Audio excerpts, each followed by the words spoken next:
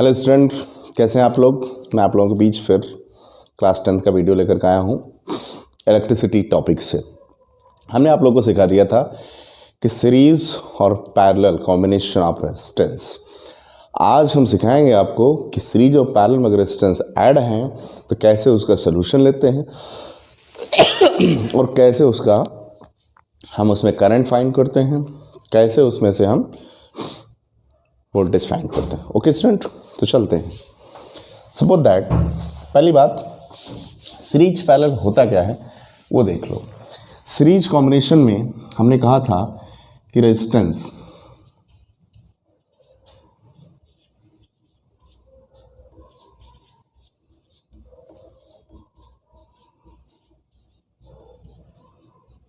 Class 10 डालना जरूरी है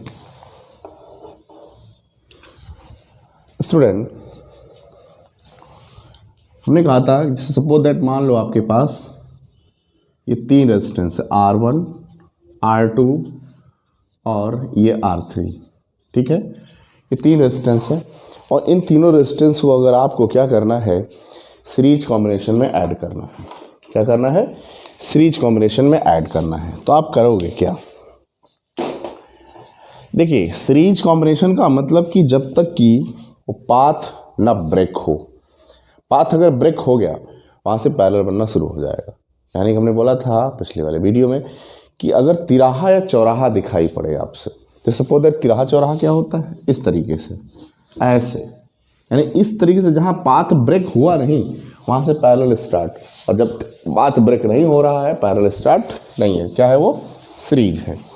अब देखिए, सपोज दैट मान लो हमारे पास ये तीन रेजिस्टेंस है, इनको सीरीज में ऐड करना, तो हम क्या करेंगे, इनको हम लोग इस तरीके से ऐड कर देंगे, R1, R2, R3, और इसको हम लोग क्या कर सकते हैं, एक सेल से कनेक्ट कर दिया।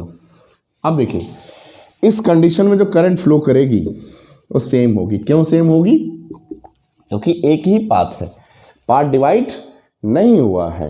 जब पाथ डिवाइड नहीं हुआ है तो इनके क्रॉस जो वोल्टेज होगा वो V1, इनके क्रॉस वोल्टेज होगा V2, और इनके क्रॉस जो वोल्टेज होगा वो क्या होगा, V3। क्योंकि ये रेजिस्टेंस अलग अलग हैं तो अकॉर्डिंग टू रेजिस्टेंस वोल्टेज क्या होगा, डिफरेंस होगा, बट करंट सेम होगी क्योंकि सभी रेजिस्टेंस एक ही वायर से अटैच्ड है स्टूडेंट। अब देखिए, सपोज दैट मान लो टोटल हमारे पास पोटेंशियल कितना हमने V दे दिया है। तो अब देखिए, इसका जो फार्मूला होता है टोटल पोटेंशियल की, अगर हम बात करें टोटल पोटेंशियल की अगर हम बात करें स्टूडेंट, तो हो जाएगा V = V1 + V2 + V3। Total resistance की अगर हम बात करें, टोटल रेजिस्टेंस की अगर हम बात करें तो हो जाएगा R = R1 + R2 + R3, है ना। यानी कि हम कह सकते हैं कि current is same and potential difference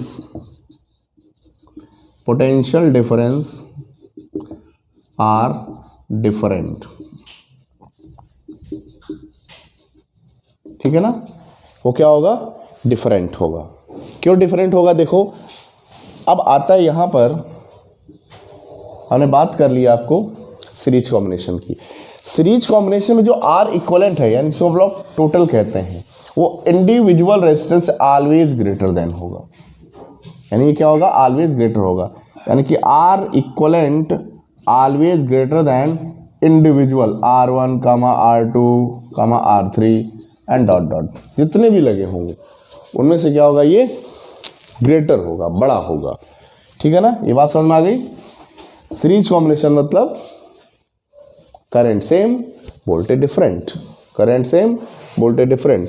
series का मतलब 1 by 1। जैसे आपको अगर आपसे कहा गया कि एक लाइन में आप खड़े हो जाइए, तो आप एक लाइन में ऐसे खड़े हो जाएंगे। लेकिन सपोज सबसे पहले आगे छोटा वाला, उससे फिर बड़ा, फिर उससे बड़ा, फिर उससे बड़ा, ये क्या है, सीरीज में है।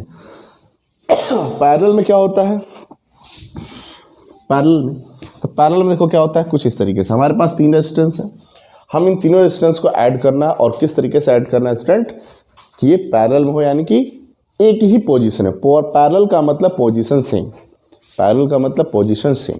सपोज दैट मान लो हम खड़े हैं, आप हमारे सामने सब लोग एक साथ खड़े हो जाओ, तो यानी कि सभी लोगों का पोजीशन हमारे से क्या है, बराबर है। लेकिन अगर इसी तरीके से अगर हमने कह दिया कि आप लोग सीरीज में खड़े हो, यानी 1 by 1 एक के पीछे एक खड़े हो, तो हमारा क्या है, वो सीरीज है। सामने खड़े हो क्या है, पैरेलल है। क्या है, पैरेलल है। तो पैरेलल कंडीशन का मतलब हमने 2 पॉइंट ले लिया, ए और बी। क्या ले लिया, 2 पॉइंट। अब इन दोनों पॉइंट्स को हमें ऐड करना है। देखो ये R1 हमने ऐड कर दिया, यहीं से यहाँ पर हम लोगों ने R2 ऐड कर दिया और यहाँ पे हमने R3 ऐड कर लिया। ठीक है, 3 रेजिस्टेंस देखिए स्टूडेंट, तीनों रेजिस्टेंस को हमने ए और बी के बीच अटैच किया, यानी कि इन तीनों की टांगों को मिला करके एक बना लिया और इन तीनों की टांगों को एक में जोड़ दिया। इस तरीके से ऐसे ये पैरेलल हो गए, पोजीशन सेम, और पोजीशन सेम है तो वोल्टेज क्या होगा, सेम होगा। वोल्टेज क्या होगा, सेम होगा। तो हमने देखो यहाँ से हमने सेल से जोड़ दिया, जब सेल से जोड़ दिया तो इनके बीच का वोल्टेज क्या होगा स्टूडेंट, सेम होगा। सेम होगा कि नहीं होगा, क्योंकि पोजीशन सेम है।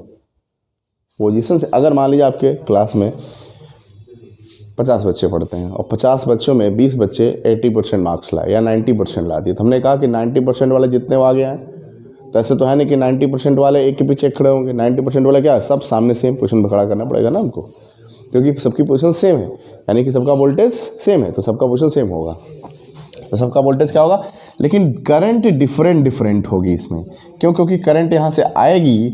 देखो हम आपका तिराहा चौराहा मिला यानी कि पाथ ब्रेक हो गया, तो यहाँ पर करंट I1 हो जाएगा, यहाँ पे I2 हो जाएगा और यहाँ पे I3 हो जाएगा। ठीक है, तो ये क्या हो गया, पैरेलल कॉम्बिनेशन। इस तरीके से अब पैरेलल कॉम्बिनेशन में अगर हम टोटल करंट की बात करें स्टूडेंट, टोटल करंट की बात करें तो I इक्वल टू क्या हो जाएगा, I1 I2 I3, जितने भी करंट होंगे सबका क्या होगा, ऐड होगा। सारी करंट्स को क्या करेंगे, ऐड करेंगे। अब हम बात करते हैं टोटल वोल्टेज की, तो टोटल वोल्टेज क्या होगा, सेम रहेगा। Total voltage across resistance, resistance के लिए क्या होगा, सभी के लिए V रहेगा, नो चेंज, कोई बदलाव नहीं आना है। लेकिन अगर हम बात करें इक्विवेलेंट रेजिस्टेंस की, टोटल रेजिस्टेंस,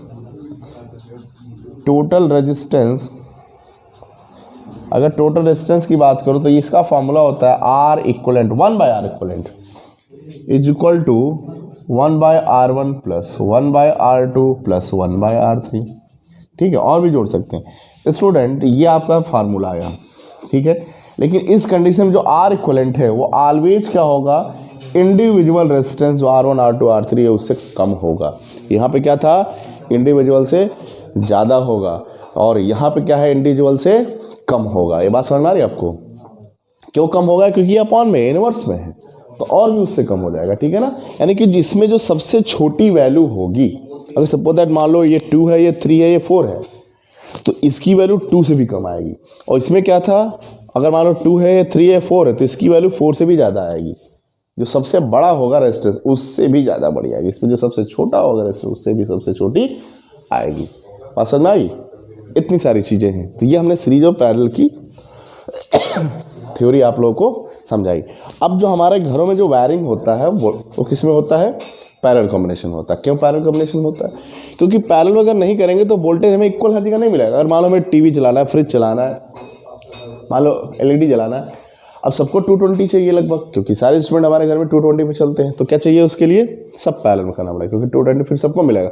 और सीरीज में कर देंगे तो पता लगा इसको 220 मिल रहा है, इसको थोड़ा कम मिल रहा है, इसको सबसे कम मिल रहा है, क्योंकि ये पहले ही खा जा रहा है। ठीक है ना, तो इसलिए हमें क्या करते हैं, पैरेलल कॉम्बिनेशन में घरों की वायरिंग की जाती है। और एक आता है AC और DC, ये हम डिफरेंस अभी थोड़ा सा बता देते हैं।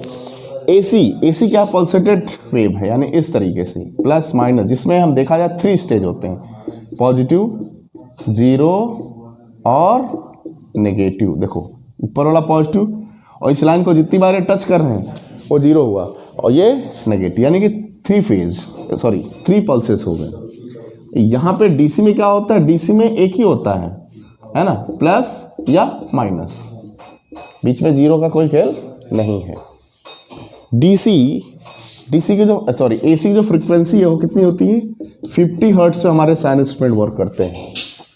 कितने वर्क करते हैं, 50 हर्ट्ज पे वर्क करते हैं। यानी कि एक सेकेंड में कोई भी बल्ब या कोई भी इंस्ट्रूमेंट 50 टाइम एक्टिव होता है, 50 टाइम डीएक्टिव होता है। यानी कि 50 बार अगर मान लो अगर बल्ब है कोई है और जला रहे हैं तो 50 बार एक सेकेंड में वो जल गया और उसी सेकेंड में क्या हुआ, बुझा। यानी कि 100 बार पूरा हिसाब किताब उसका हुआ।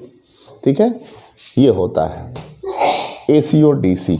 अभी और आगे है एसी डीसी समझाएंगे, इतने नहीं, एसी डीसी बहुत कुछ है, लेकिन थोड़ा सा मैंने आपको ये समझाया। ठीक है स्टूडेंट।